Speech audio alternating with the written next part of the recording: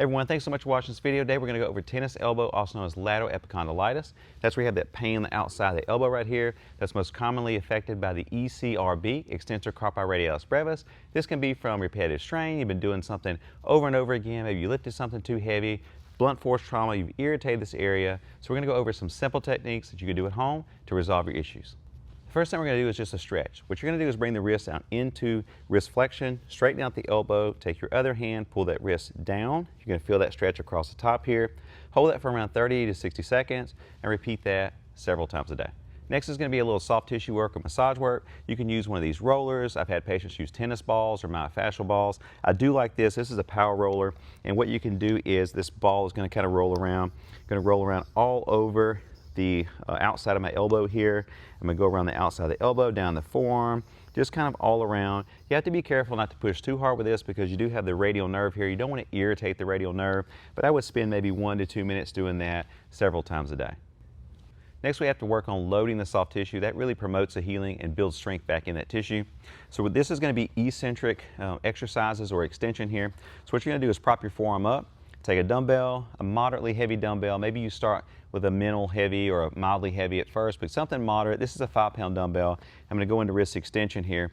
I'm going to slowly lower the dumbbell down. When I get to the bottom, I'm going to use my other hand to pull that dumbbell back up, slowly lower it down again, and then pull it back up. I'm going to repeat that for 3 sets of around 10 to 12 repetitions.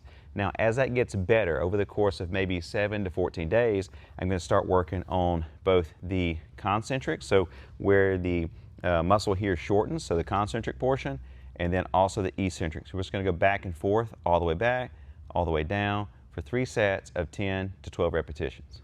Then we're going to take the dumbbell and work on radial deviation. So you're going to hold the dumbbell down towards the bottom. You can hold it in the center at first if you feel more comfortable with that, but you're going to hold it down at the bottom, and you're going to work on pulling that dumbbell back. So I'm pulling the top of the dumbbell up towards my shoulder, come back down, just kind of back and forth. I'm going to feel that out here, my forearm, on the side of my elbow. And repeat that for 3 sets of 10 to 12 repetitions. Our last exercise, we're going to use these finger extension bands. These are by Alpha Gripz. I'll put a link in the description. So with these, what you're going to do is work on just extending the fingers out. You're going to feel that all the way down the forearm. Repeat this for 3 sets of 10 to 12 repetitions.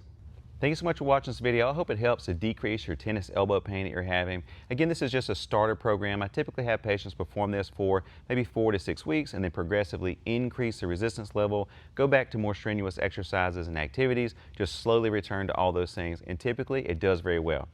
It's also normal to have pain when you're going through the program, so don't be surprised if you have some increases in pain as long as it subsides when you stop doing your exercises. Be sure to hit that subscribe button so you can stay up to date on all my content.